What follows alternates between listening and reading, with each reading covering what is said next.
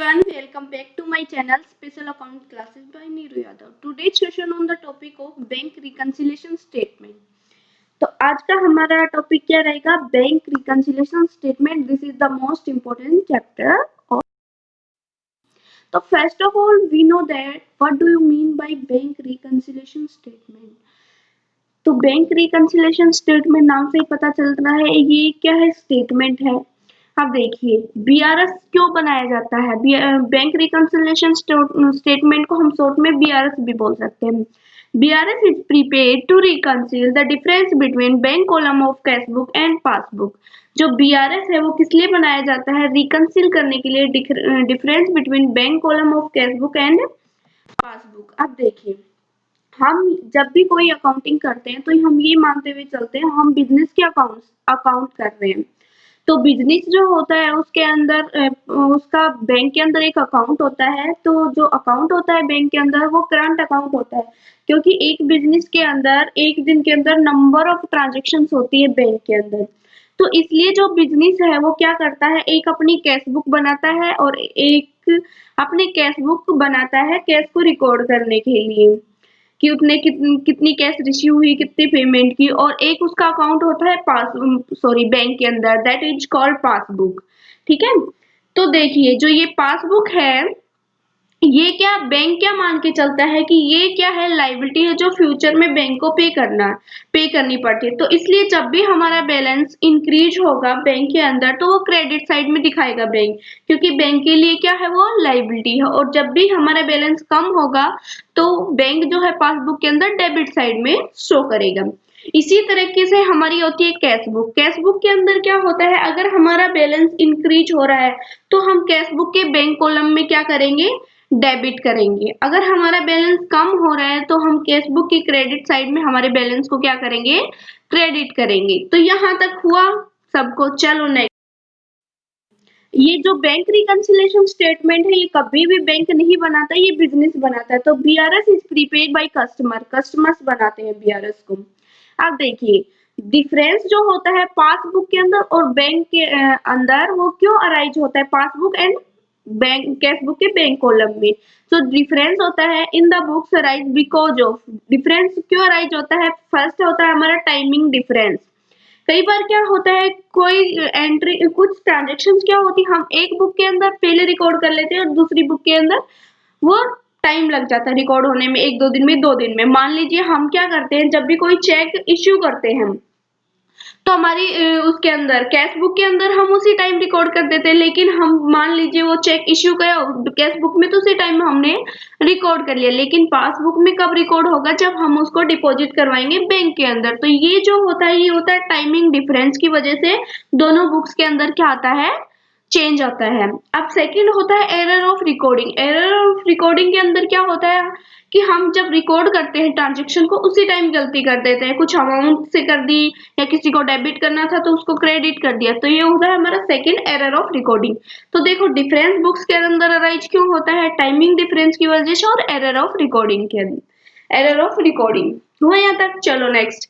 When bank balance increase. देखिए जब हमारा बैंक बैलेंस इंक्रीज होगा तो हम कैश बुक के अंदर डेबिट करेंगे, लेकिन हम पासबुक के अंदर क्या करेंगे, उसी बैलेंस को क्रेडिट करेंगे, क्योंकि बैंक क्या लेके चलता है, पासबुक को एक लाइबिलिटी की तरह ट्रीट करता है. क्योंकि जब हमारा बैलेंस इंक्रीज होता है तो बैंक की लाइबिलिटी बढ़ जाती है क्योंकि बैंक को उसकी पेमेंट करनी रहती है.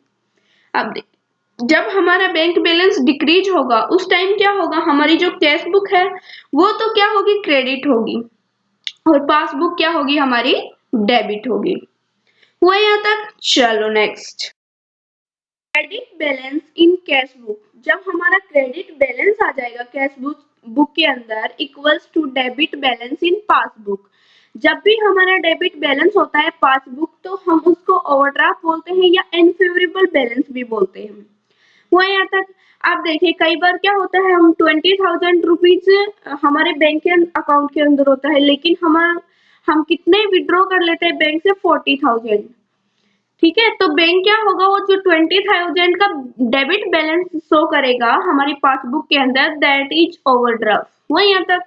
अगर अब सेकंड केस में देखिए अगर डेबिट बैलेंस जो है हमारी कैश बुक के अंदर है वो इक्वल है credit balance in passbook, it means favourable balance. अगर कैश बुक के अंदर हमारा डेबिट बैलेंस बच रहा है तो ये फेवरेबल होता है, और क्रेडिट बैलेंस इन पासबुक तो ये हमारा क्या होता है, फेवरेबल बैलेंस होता है।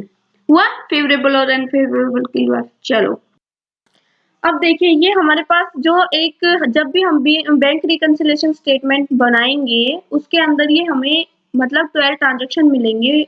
तो इन ट्रांजेक्शन का हम सबसे पहले मीनिंग जानेंगे कि इन ट्रांजेक्शन का मेन मीनिंग क्या होता है। अब देखिए, जो फर्स्ट ट्रांजेक्शन है हमारी, cheque issue drawn but not presented clear. इसमें क्या बोला गया है, हमने चेक इश्यू कर दिया लेकिन बैंक के अंदर अभी तक प्रेजेंट नहीं हुआ है। हम जब चेक इश्यू करेंगे उस टाइम हमने क्या किया होगा, हमारी जो कैश बुक है उसमें से हमने बैलेंस को क्या कर दिया था, कम कर दिया था, लेकिन अभी प्रेजेंट नहीं हुआ है तो हमारी पासबुक क्या चल रही है, अभी ऊपर चल रही है। क्योंकि जब हम चेक इश्यू कर देते तो कैश बुक के अंदर तो उसी टाइम हम अमाउंट को रिड्यूस कर देते हैं, लेकिन मान लीजिए हमने चेक इश्यू तो कर दिया लेकिन उसको अभी तक बैंक में डिपॉजिट नहीं करवाया। इस ट्रांजेक्शन का ये मतलब है। सेकंड जो हमारी ट्रांजेक्शन है वो क्या है, चेक पेड, या फिर बोल सकते हैं deposit into bank but not yet collected. जब हम इसमें, इसका मतलब क्या है कि चेक जब हमारे पास आएगा तो हम तो उसी टाइम क्या कर देंगे, हमारे कैश बैलेंस को क्या कर देंगे, बढ़ा देंगे। और पासबुक के अंदर क्या है, अभी तक क्लियर नहीं हुआ है, क्योंकि जब भी हम चेक डिपॉजिट करवाते हैं बैंक के अंदर तो उसे 1 2 3 मतलब 3 दिन तक लग जाता है उसे क्लियर होने में। तो ये जो डिफरेंस आएगा, क्योंकि कैश बुक तो हम पहले ही उसको बढ़ा चुके हैं लेकिन पासबुक हमारी क्या चल रही है, नीचे चल रही है। तो ये दोनों जो ट्रांजेक्शन है ये क्या टाइमिंग डिफरेंस की वजह से अराइज होती है। यहाँ तक हुआ क्लियर। देखिए ये दोनों के दोनों ट्रांजेक्शन क्या है, टाइमिंग डिफरेंस की ट्रांजेक्शन है। अब देखिए थर्ड ट्रांजेक्शन, देखिए हमारी इंटरेस्ट क्रेडिटेड या कलेक्टेड बाय बैंक। क्या होता है, जो हमारी मनी होती है बैंक के अंदर उस पे इंटरेस्ट लगता रहता है तो बैंक क्या करता है, डायरेक्टली उसको क्रेडिट कर देता है। लेकिन बैंक का पासबुक का बैलेंस तो क्या चल रहा है, ज्यादा चल रहा है, लेकिन हमारा कैश बुक का बैलेंस अभी भी क्या चल रहा है, कम ही चल रहा है। हुआ यहाँ तक क्लियर। अब देखिए, बैंक चार्जेज या interest charge by bank. Bank क्या करता है, कई बार चार्ज करता है इंटरेस्ट। तो इस इट मींस इसका मतलब क्या होगा कि हमारी कैश बुक तो क्या ऊपर चल रही होगी लेकिन पासबुक का जो बैलेंस है वो क्या हो चुका, कम हो चुका। तो देखिए ये दोनों ट्रांजेक्शन एक जैसी है। इसमें क्या था, इंटरेस्ट क्रेडिट किया बैंक ने, और इसमें क्या किया, बैंक ने चार्ज किया, मतलब बैंक ने अमाउंट कम कर दी और कैश बुक हमारी क्या चल रही है, ऊपर चल रही है। हुआ था यहाँ तक। चलो फिफ्थ ट्रांजेक्शन देखो, अब डायरेक्ट पेमेंट बाय बैंक। जो बैंक है उसने डायरेक्ट पेमेंट कर दी किसी को हमारे अकाउंट से, तो इससे क्या होगा, हमारी पासबुक का बैलेंस तो क्या होगा, कम चल रहा होगा, और हमारी कैश बुक अभी भी क्या चल रही होगी, ऊपर चल रही होगी। अब देखिए सिक्स ट्रांजेक्शन, देखिए हमें डायरेक्ट पेमेंट इनटू बैंक। हमारे बैंक के अंदर किसी ने डायरेक्टली पेमेंट कर दी, तो इससे क्या होगा, हमारी जो पासबुक है उसका बैलेंस क्या होगा, बढ़ गया होगा, लेकिन हमारी जो कैश बुक है उसका बैलेंस अभी भी कम चल रहा है, क्योंकि हमने तो कैश बुक के अंदर अभी रिकॉर्ड ही नहीं किया उस चीज को। तो देखिए ये हमारी 6 ट्रांजेक्शन है, ये यहाँ तक हुई क्लियर। चलो अब नेक्स्ट ट्रांजेक्शन देखिए, 7th ट्रांजेक्शन है हमारा, डिसऑनर हो गया हमारा चेक या बिल डिस्काउंटेड। इसका मतलब क्या होता है, हमने कोई डिपॉजिट करवाया था बैंक के अंदर कोई चेक, वो क्या हो गया, डिसऑनर हो गया। इट मींस हमारे जो बैंक है उसने हमारी पासबुक का बैलेंस क्या कर दिया होगा, कम कर दिया होगा, लेकिन हमारी कैश बुक जो है वो अभी भी क्या चल रही है, ऊपर चल रही है। ये क्या है, मेन मीनिंग है इस ट्रांजेक्शन का।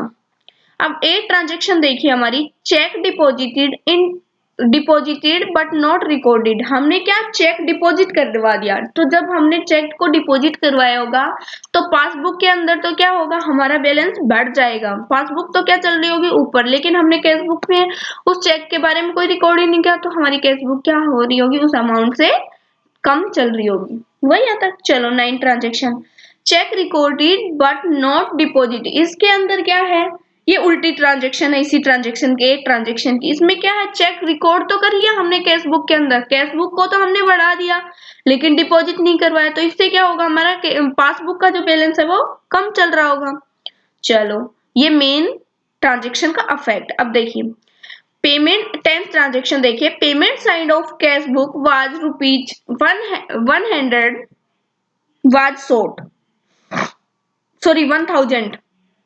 इसमें क्या बोला गया है, 10 ट्रांजेक्शन के अंदर payment side of cash book was rupees 1000 was short. इसमें क्या बोला गया है, हमारी पेमेंट साइड कैश बुक की payment side means credit side जो है, पेमेंट साइड जो है हमारी कैश बुक की वो कम चल रही है, तो हमारी कैश बुक क्या चल रही होगी, ऊपर चल रही होगी अब, और पासबुक हमारी नीचे चल रही होगी। हुआ। अब देखिए 11 transaction, receipt side of cash book was undercast by ₹100। इसमें क्या बोला गया है, रिसिप्ट साइड कैश बुक का बैलेंस क्या होगा हमारा, कम चल रहा है अभी, लेकिन पासबुक का बैलेंस हमारा ज्यादा है, कितने से, 100 से। अब देखिए 12th में क्या है, payment side of cash book overcast by 100। Payment side जो है कैश बुक की वो ओवरकास्ट है, ज्यादा 100 से, तो हमारी कैश बुक में से हमने ज्यादा अमाउंट को क्या कर दिया, लेस कर दिया, तो हमारी कैश बुक नीचे चलती होगी और पासबुक ऊपर चलती होगी। अब देखिए ये जो 12 जो हमने ट्रांजेक्शन की है, ये ट्रांजेक्शन जब हम क्वेश्चन सोल्व करेंगे तो हमें ये ट्रांजेक्शन दिखेंगी, और ये हम नेट अफेक्ट पड़ा है हमने कि इन ट्रांजेक्शन के होने से कैश बुक के ऊपर और पासबुक के ऊपर क्या क्या अफेक्ट पड़ता है और उनका क्या रीजन होता है, तो इससे हम क्वेश्चन सोल्व करेंगे। चलो अब एक बार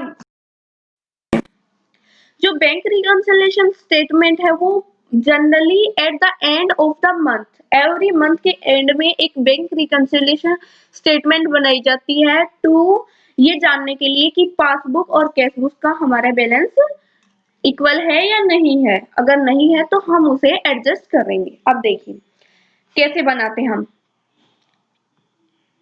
ये परफॉर्मा होता है, इधर सीरियल नंबर चलते जाते हैं, नंबर ऑफ ट्रांजेक्शन के, ये हमारी पर्टिकुलर्स या ट्रांजेक्शंस क्या है वो लिखते जाते हैं, प्लस आइटम और माइनस आइटम। अब देखिए हमें दिया हुआ होगा बैलेंस एज पर पासबुक। अभी ये मान लेते हैं हमें दिया हुआ है बैलेंस एज पर पासबुक, तो अगर हमारे पास पासबुक का बैलेंस दिया हुआ है, अगर फेवरेबल दिया हुआ है तो हम उसे डेबिट साइड में शो करेंगे, अगर अनफेवरेबल दिया हुआ है तो हम क्रेडिट साइड में शो करेंगे, मतलब माइनस आइटम में शो करेंगे। फिर जो ट्रांजेक्शन होंगी 1 2 3 जो भी होंगी, वो क्या, हम जिस ट्रांजेक्शन को ऊपर दिया हुआ है हम उसको मानते हुए चलेंगे, उसी को एडजस्ट करते हुए। अब हमारे पास कैश बुक ये गिवन होगा, balance as per cash book दिया होगा या फिर पासबुक दिया होगा। अगर हमारे पास balance as per cash book दिया हुआ है तो हम उसके अंदर कैश बुक के अंदर एडजस्टमेंट करेंगे कैश बुक को सोचते हुए, और फिर हमारा जो लास्ट में जो बैलेंस होगा वो क्या निकलेगा, बैलेंस एज पर पासबुक निकलेगा। ठीक है, तो देखिए इसमें क्या बोला गया है, adjust the book whose starting point is given. इसमें क्या बोला गया है, हम एडजस्ट करेंगे उस बुक को जिसका स्टार्टिंग पॉइंट दिया हुआ। अगर हमारे पास पासबुक का बैलेंस दिया हुआ है तो हम पासबुक को एडजस्ट करेंगे और कैश बुक के बैलेंस के इक्वल लेके आएंगे। Okay, thank you, bye bye. अब हम नेक्स्ट क्लास में इसी चैप्टर के क्वेश्चन सोल्व करेंगे। If you have any query about this topic please write on the comment box, I will try to reply as soon as possible. Okay, bye bye.